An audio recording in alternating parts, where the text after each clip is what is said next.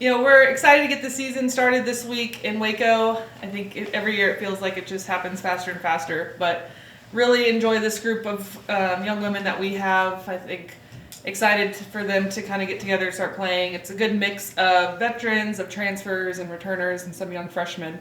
And so far, I think they've done a phenomenal job of coming together, worked really hard on our culture and not just the way that they're getting to know each other, but I think the way they push each other and elevate not only themselves in this program, and I think that's something we're going to see very early on with this group.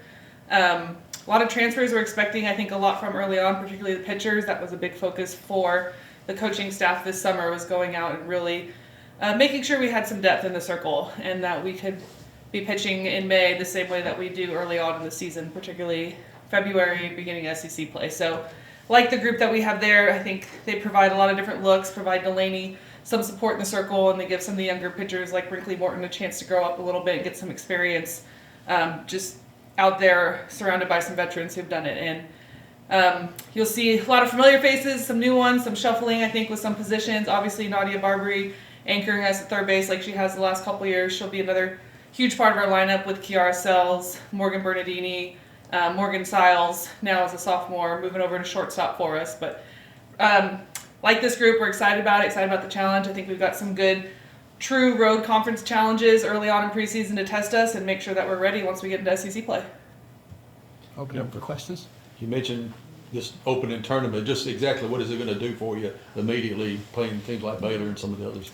Yeah, I think opening up right away with Baylor, it's an automatic test. They're a really strong team. Every time we face them, I think they're always pushing for regionals, super regionals. They're just that postseason type of team every single year, and they've got a lot of experience. Even if it's, I think this year maybe a little bit more transfer based for them in their roster, but a lot of talent. Really respect what Coach Moore has done there over the years. A Mississippi native, so he loves having us come to town as well, and just continuing to, I think, elevate the visibility of softball and to get our game out there first day, Thursday night of opening weekend is going to be a lot of fun. But I think it's just an automatic challenge. We know they're going to be aggressive. They're going to really push the envelope. They're always fast. They're always scrappy. So we're going to have to be ready to go. And it's not really any time for a tune-up. We've got to be ready to play. It's like playing another SEC team, but just day one of the season coming up this week.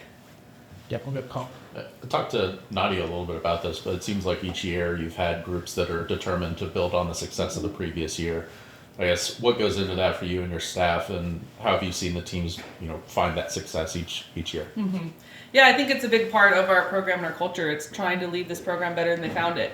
And whether that's players that are here for 1 year or 4, like Nadia, and same with the coaching staff. It's continuing to elevate us, whether that's through just the visibility in the rankings and the televised games and the awards at the end of the season, but in reality it's what does the team do and what can they do as a group. The individual accolades that they receive each and every year are great, but it's where we finish. And I think for this group the goal is we really want to continue to push to host a regional. That's been something the last couple of years we've been knocking on the door, and that goal doesn't change for us for this season. And they've talked a lot about Oklahoma City and making this push and having that expectation. And I think that's kind of changed the way that they've practiced. It's just a little bit more intensity in the day-to-day when things could be tough for long days in October and November, remembering what they're playing for in June. And so I think this group has really attacked that mindset. And that is ultimately the goal of this program, to get there for the first time and to do things that we haven't done before. So I'm excited to see how they leave their mark this season. We'll go to TB in the back. Coach, with everyone coming in, the freshmen, the transfers, how have you seen them kind of gel together and create a culture of the locker room? Yeah, they really have done a great job of just all coming together, working towards the same goals. I think we as a staff have done a lot of that work kind of on the back end, not just finding great players, but making sure we're finding quality people that we know are going to get along with the players that we have, and they're going to fit in with the values of this program, of this town, and what we're working to build. And so I think that's really helped it. Our players are a big part of the recruiting process over the summer with the transfers and then in the fall as well. So they have a lot of say in getting to know the players and kind of letting us know, how they think they would fit in with our culture. So I think they did a great job. They bring them in right away. We try to partner up all the new freshmen or transfers with the returner over the summer, even before they get here. So that way when everybody gets to town in August, they already kind of have one person, a returner, that they feel comfortable with. And just trying to quickly kind of close that gap and get rid of the newcomers versus returners and get them just to operate as a team. Nadia has gradually fallen into that leadership role. What have you seen in the offseason that leads you to believe she's really going to be that this year? Yeah, Nadia's really always been a leader by example. She's always been very mature and kind of thrown into it from her freshman year. You know, she started all 4 years now, and I think just for her continuing to share, I think she does a really good job of communicating, not just with the coaches, but with her teammates. And she's able to kind of share some of her wisdom and experience and things she learned early on in her career with the younger players. And it might be a lesson of, hey, don't make the same mistake I did, or here's something that really helped me, and make those adjustments. So I think just that player-to-player relationship and communication that she brings is a huge piece for us, and she helps them to become more comfortable. And on the same side, I know I really trust her. You know, if there's something going on that I need to know about, she's going to be able to come talk to me or any of the coaches. And you know, I feel like she understands she's very valued in this program, and she has a big part in what we've done and continue to do at Mississippi State. You lost a big part at the top of the order there. How do you see it reshaping this year of what you have? And who steps into that lead off and following their power positions? Yes, it's hard to replace the Sierra Sacco and what she brought for us the last 2 years. We're actually just discussing that. I don't know who the leadoff is going to be yet. I think we're going to try out a couple different options. Really, right now, early on, trying to get some of the newer ones in the lineup comfortable.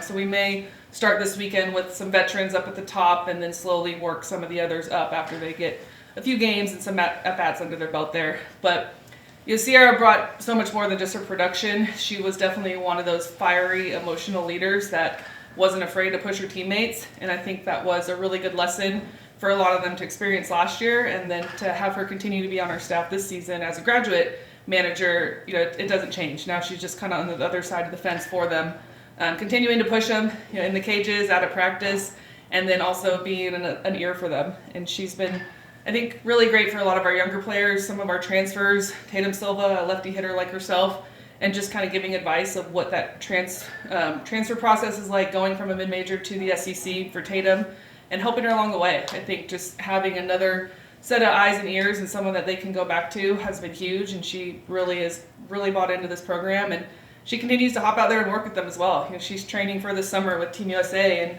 with her AUSL team, so it's been fun to keep having her around, and just the mindset that she brings each and every day. Go to Kellen in the back. The team has a history of Samoans and family at Mississippi State. How strong has that culture been with the team? Yeah, that's something that we've always kind of continued to do. Just, I think, part of our culture, part of my culture, and bringing in players who historically might have some Samoan background, like we have Kiara Keilani Sells, Mata Fa'apito still on staff as a GA for us too, and then another one signed to come next year. I think for myself, I really see the connection between the Samoan culture and a team environment. You know, it's a very kind of quiet, respect your elders, respect your leaders, team first, family first, all based on love and faith. And I think that's something that works well within our program. And those players are able to feel comfortable right away here. So got a couple of them. We're going to continue to keep them around. And you know, I think it's always kind of been a big part of what our culture is here. Colin? I know it's hard to lose players like Sierra and Raylan, but to have them, you know, play at that next level in the AUSL and that softball culture kind of around the country growing a little bit more, how valuable is it to have, you know, those examples of players and the success that can come out of this program? Yeah, it's really exciting. It's fun. It's special to get to watch your players move on and play at the next level. And as we continue to elevate the sport of softball at the professional level, I think what we're seeing out of the AUSL, even after one season, is finally, I think, a league doing it with some staying power. And that's kind of always been the knock on some professional softball, and not for lack of effort. It just, you know, it takes visibility, it takes TV, it takes the backing and support of a lot of people involved, and I think this league has it. And so really fun to see them in the first year of the AUSL and how much it just really burst on the scene, and excited to see what they do this summer in year two. But for us as a program, I think it's helpful in the recruiting process, being able to show players you can come here and continue to play after. One, we're going to really push you to develop and be ready for that next level, and two, we have, I think, a lot of the contacts to help them continue to play on if they so choose. And so we'll have those two. I think we'll have Lexi Sosa playing internationally this summer, and a couple others that you'll probably hear about soon too. Sorry. Going back to the earlier comment there about the team's expectations and goals there, whether it's the veterans and newcomers, what's it like to have a team that walks in here and almost assumes that, yes, the goal is going to be Oklahoma City and not assuming, well, we just want to be competitive anymore. Yes, that's always a part of the culture. It's a conversation I think that continues to be had every year. Just as you bring in more and more transfers and freshmen, you have to make sure you get everybody on the same page. So we spend a lot of time in the fall kind of working through what our culture is going to be, what the standards and expectations are, and where we want to end up. And they wrote a lot of that on the board. A lot of it's on the wall up there, and just standards to hold themselves by when maybe they're feeling tired or not feeling like going to practice that day. Really haven't had that from this group. They're excited to be here every day. They enjoy each other. They enjoy being pushed. They want to be coached hard, and I think it's refreshing for everyone to be around, and it just makes us better. As coaches, we were just talking.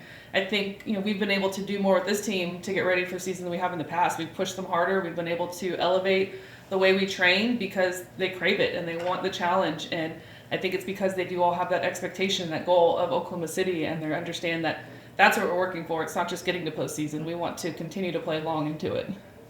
Come. And kind of adding to that, with a really talented freshman class coming in, how have you seen them kind of buy into that culture and hit the ground running? Yeah, I think it's when they're surrounded by that expectation and players who voice it, whether it's ones who's been here for 4 years, Abby Grace Richardson, who didn't play a lot last year, but she's been a huge leadership voice in that way as well. And she won a national championship at Colin in junior college, and she's been a big part of kind of continuing to push the standard for us, kind of like Sierra did last season. So I think the freshmen they see that, they hear it, and then as they get more comfortable, they start speaking the same language. And they're not afraid. This group, every year the freshmen are a little different. Sometimes they're quiet, they're trying to figure some things out. This group is not shy at all. They're ready to hop in, they have a good time, and they make people better. Allie Supin, she runs the bases like you really haven't seen before. She makes everyone, she's running on everyone, she dares them to try and throw her out. And it's been fun to see that out of a freshman, somebody who's just not scared, gets after it. She's been one. I think Kenley Keller in the outfield, we're going to see her a lot out there, just one of the best defensive outfielders I've seen in a really long time. And she'll get her opportunities, and I think same with Gabby Schaefer in the infield. Smooth hands, big arm. I think just continuing to get her experience, she's going to be a fun one to work into our infield as well for the future. Dan?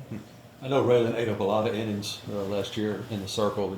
Do you know going in and maybe a little bit even more just dispersed, or I know it's probably going to be a game by game, a process kind of deal. How do you see it early?